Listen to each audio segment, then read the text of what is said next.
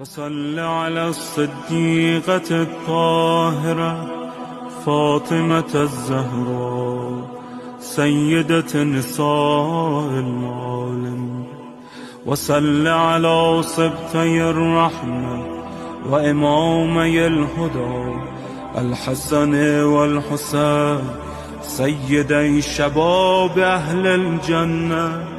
وصل على أئمة المسلمين علي بن الحسين ومحمد بن علي وجعفر بن محمد وموسى بن جعفر وعلي بن موسى ومحمد بن علي وعلي بن محمد والحسن بن علي والخلف الهادي المهدي.